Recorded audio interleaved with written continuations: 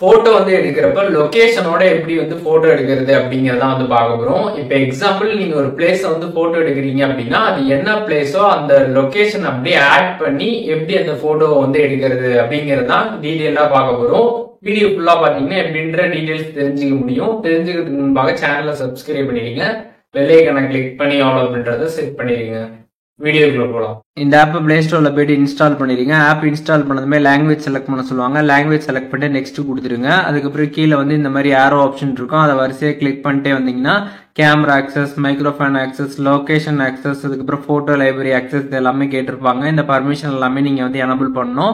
Enable பண்ணிட்டு next கொடுத்ததுக்கு அப்புறம் பாத்தீங்கன்னா லொகேஷன் ஆன் பண்ண சொல்லுவாங்க. ஆன் பண்ணிருங்க. ஆன் பண்ணிட்டு நீங்க வந்து எந்த இடத்த போட்டோ எடுக்கணும்னு நினைக்கிறீங்களோ அதை நீங்க போட்டோ எடுத்தீங்க அப்படின்னா வித் லொகேஷனோட பாத்தீங்கன்னா உங்களுக்கு இந்த மாதிரி போட்டோ எடுத்து கொடுக்கும்.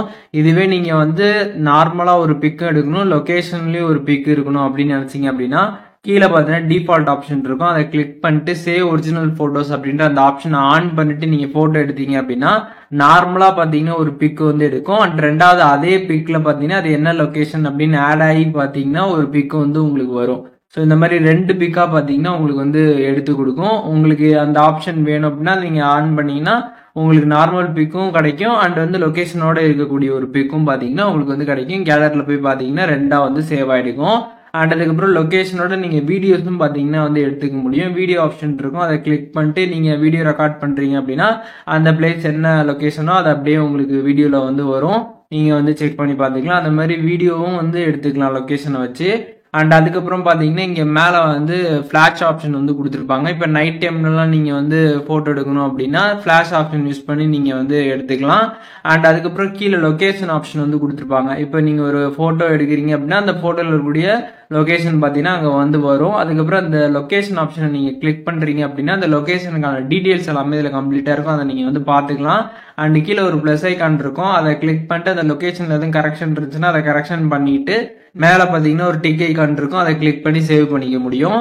அண்ட் அதுக்கப்புறம் இதுல குவிக் ஷேர் அப்படின்னு ஒரு ஆப்ஷன் இருக்கும். நீங்க வந்து யாருக்காச்சும் இந்த போட்டோ வந்து ஷேர் பண்ணணும் லொகேஷனோட அப்படின்னா நீங்க இந்த குயிக் ஷேர் ஆப்ஷன் மூலியமாக வந்து ஷேர் பண்ணிக்க முடியும். இந்த குயிக் ஷேர் ஆப்ஷன் கிளிக் பண்ணி ஒரு போட்டோ எடுக்கிறீங்கன்னா அது என்ன லொகேஷன் அப்படின்றது அந்த போட்டோலயே வந்துடும்.